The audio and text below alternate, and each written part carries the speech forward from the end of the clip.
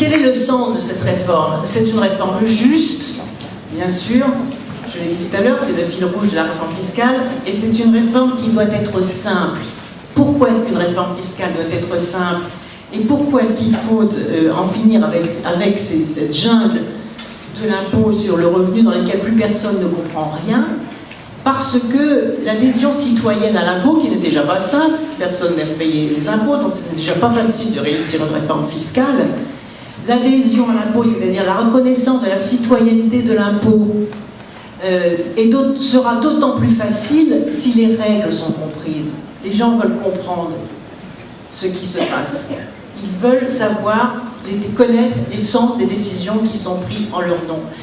Et donc, plus la règle fiscale sera simple, plus la justice de la règle fiscale pourra être démontrée, et plus les citoyens pourront consentir à l'impôt. Et on n'aura plus ce qu'on a vu, là aussi, dans le sondage que l'on vient de voir à l'instant. Il y a une deuxième question qui est assez scandaleuse. C'est-à-dire, quand on demande aux gens, est-ce que vous préférez payer plus d'impôts ou est-ce que vous préférez baisser la dépense publique, on ne leur dit pas quelles conséquences sur la baisse de la dépense publique. On ne leur dit pas, mais est-ce que vous êtes prêts à payer l'école pour vos enfants?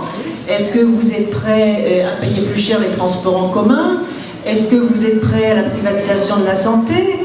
Est-ce que vous êtes prêts à faire en sorte que l'État recule et que l'État-providence recule? Est-ce que vous êtes prêts à tout cela? Voilà, ça vous coûtera tant. Donc, est-ce que vous préférez payer tant pour les services collectifs ou est-ce que vous préférez payer moins d'impôts et chacun se débrouiller? À partir du moment où, dans un sondage, on ne dit pas clairement aux gens quelle est l'alternative, comme ils ne savent pas très bien de quoi demain sera fait et qui finalement n'ont aucune visibilité sur la dépense publique, forcément, ils vont dire qu'ils préfèrent payer moins d'impôts et se disent finalement on va se débrouiller avec ce qu'on payera moins comme impôt, ben on se débrouillera un peu mieux puis tout seul pour essayer de voir notre pouvoir d'achat ou notre niveau de vie baisser un peu moins. C'est vous dire à quel point il faut une exigence citoyenne et démocratique pour mener à bien une réforme comme celle-ci. C'est vous dire aussi à quel point les contre-vérités et la contre-réforme sera vive lorsqu'il s'agira en effet d'intégrer davantage la rente dans l'impôt sur le revenu. Et c'est la raison pour laquelle je pense que la question du comment faire la réforme fiscale est absolument cruciale. Et vous connaissez mon attachement à la démocratie participative. Et si cette réforme n'est pas faite avec les Français, alors ils auront beaucoup de mal à l'accepter, même si c'est une réforme juste. Si cette réforme est faite avec les Français, puisqu'il s'agit d'une révolution fiscale, puisqu'il s'agit en effet de supprimer carrément l'impôt sur le revenu tel qu'il existe pour le fusionner, c'est-à-dire pour créer un nouvel impôt totalement progressif, avec cette garantie qu'il faudra donner à la sécurité sociale pour que ce qui aujourd'hui est financé dans la sécurité sociale sur la contribution sociale généralisée n'aille pas dans la poche d'un État impécunieux qui un jour pourrait réexpliquer aux Français, ben finalement on a prélevé de l'impôt, l'ancienne contribution sociale généralisée, mais l'État a vidé les caisses, donc il faut réinventer une vignette, une cotisation, quelque chose pour continuer à renflouer les caisses de la sécurité sociale. Et là, si je puis me permettre de dire à Thomas Piketty qu'il y a encore quelque chose à approfondir dans ces propositions, car dans cette réforme, il va falloir donner les garanties aux Français qu'il n'y aura pas d'autres lendemain qui leur expliqueront que cette réforme est insuffisante et qu'il faut reprendre un certain nombre de prélèvements. Et c'est la raison pour laquelle j'y reviens. La question du comment faire est absolument cruciale. Alors, si nous gagnons l'élection présidentielle, ce que je souhaite, le nouveau Parlement, bien évidemment, ce sera une des toutes premières réformes dont il faudra le saisir. Mais auparavant, puisqu'il s'agit d'une révolution fiscale, moi je propose que nous organisions dans tout le pays, que soient organisés dans tout le pays des états généraux de la révolution fiscale, pour que les Français se saisissent de cette réforme, puissent y participer, puissent y contribuer, puissent voir quel est l'impact, non seulement sur leur propre cas, parce que on le sait bien, chacun va regarder qui perd, qui gagne. Et en même temps, derrière, il y a la dépense publique. Et je pense que la dynamique de la réforme fiscale, c'est pas seulement le prélèvement, parce que la raison d'être du prélèvement, c'est pas l'impôt pour l'impôt, c'est savoir quel est le sens de la dépense publique. Et donc, qu'est-ce qu'on fait avec l'argent public qui est dépensé? Et comment est-ce qu'on rend aussi plus juste la dépense publique à un moment où, là aussi, les inégalités se sont gravement creusées devant la défense publique et devant les services publics. Donc, justice du côté du prélèvement, justice du côté de la dépense publique. Et c'est pourquoi je propose, dans la façon dont nous avançons sur cette réforme, l'organisation des États généraux de la révolution fiscale. Et enfin,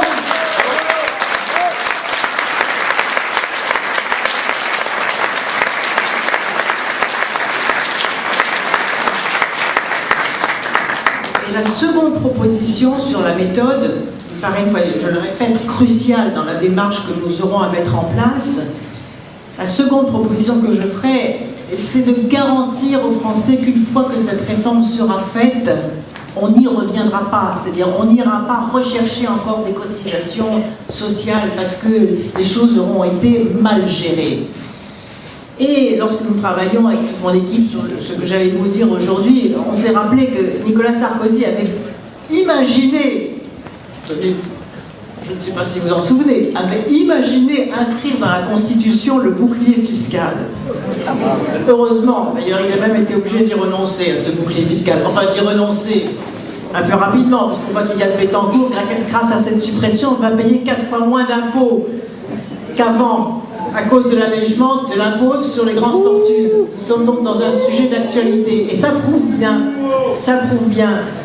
que les forces de la réaction seront vives, et donc il s'agira, et c'est un élément clé de la réussite de la réforme fiscale, d'inscrire en effet dans la Constitution, non pas le bouclier fiscal, mais les deux grands principes de cette révolution fiscale, à savoir l'égale contribution du capital et du travail. Ça doit être inscrit dans la Constitution pour qu'on ne puisse pas y revenir. Et deuxièmement, la garantie des ressources pour la sécurité sociale à partir de la réforme fiscale. Ça doit être inscrit dans la Constitution. Et d'ailleurs, nous avons l'obligation de rassurer les salariés et les partenaires sociaux qui aujourd'hui sont très dubitatifs à l'égard de la fusion de la CSG et de l'impôt sur le revenu parce qu'ils se disent que tôt ou tard, de toute façon, l'État va piocher, va faire main basse sur les fonds de la sécurité sociale pour à nouveau alourdir les factures sur le dos des Français. Et ça, il ne fera pas l'accepter. D'augmenter ça tout de suite, parce que sinon, comme le disait tout à fait justement Ségolène, si les moyens de transport alternatifs ne sont pas encore là, si les ressources ne sont pas encore là, si le choc fiscal sur le prix de l'énergie est trop brutal, c'est pas possible. Mais il faut quand même avoir dès maintenant cet outil, même si c'est un taux réduit pour commencer, pour ensuite faire évoluer l'ensemble de la fiscalité écologique de façon cohérente. J'ajoute que c'est aussi une des façons les plus progressistes de répondre à la question de l'allègement partiel, mais quand même l'allègement de cotisations sociales qui pèsent actuellement uniquement sur le travail.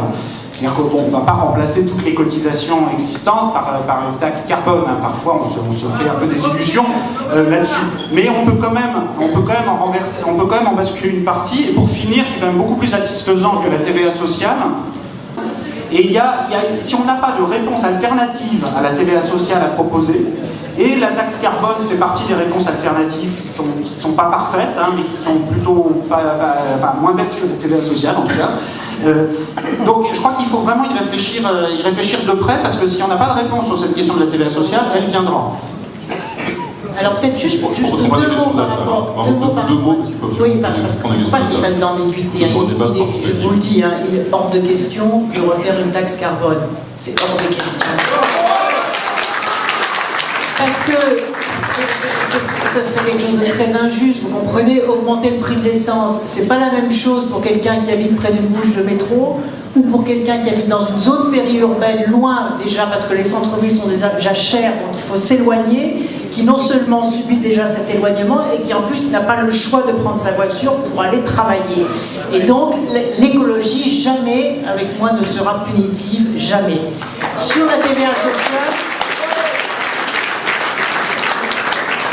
et puis on ne peut pas dire à la fois que la réforme fiscale résout l'ensemble des problèmes des prélèvements obligatoires pour financer le développement économique d'un pays, l'État-providence, et donc le projet de l'excellence environnementale, et aller chercher un impôt spécifique pour financer l'excellence environnementale qui doit être au cœur du projet du relèvement de la France. La seconde observation, c'est sur la TVA sociale. Alors, une bonne fois pour toutes, si certains Français se font duper, c'est parce que le mot social est un abus de langage. Ce n'est pas la TVA qui est sociale, on a mis le mot social pour expliquer que cette TVA allait financer les dépenses sociales. Donc tant qu'il y aura cet abus de langage, c'est-à-dire l'accollement du mot TVA et du mot social, les gens penseront qu'il y a une TVA sociale. Donc quand le mot social est un mot positif, les gens se disent « Ah bah oui, TVA sociale, TVA... » Non, la TVA, c'est une augmentation des prix. C'est une TVA, point.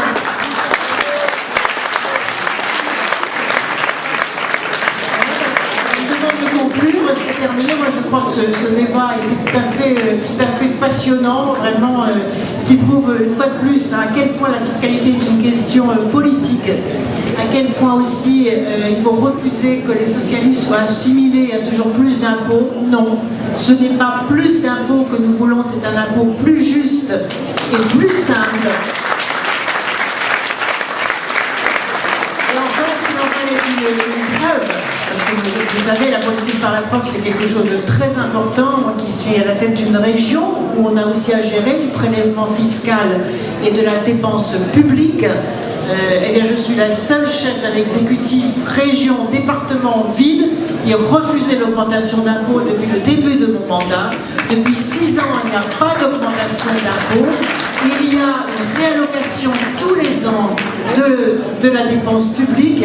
C'est difficile parce qu'il faut remettre en cause l'opportunité de certaines dépenses, réinvestir dans d'autres dépenses plus prioritaires. Mais je crois qu'aujourd'hui, les Français attendent de leurs responsables politiques qu'ils soient aussi responsables de la dépense publique et que cette dépense publique soit juste, sans augmenter la pression fiscale, puisque déjà nous la rendons plus équitable, la pression fiscale constante, nous allégeons la charge fiscale sur le travail et c'est nous, socialistes, qui défendons le mieux la valeur travail.